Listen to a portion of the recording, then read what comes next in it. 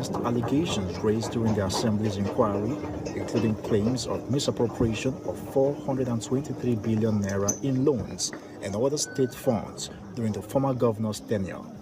No single individual will take what belongs to the public, amass the wealth, and sit down, look at the face of Nigerian people, specifically Kaduna State, and abuse our accessibility.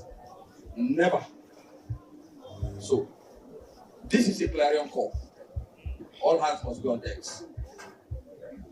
Mr. Speaker, we are here this afternoon in pains. And we are also going to ensure we watch all of these things with keen interest. No compromise. Rufai must face the music. Protest leaders insist that no one is above the law, vowing to pursue all lawful means to ensure accountability if the process lacks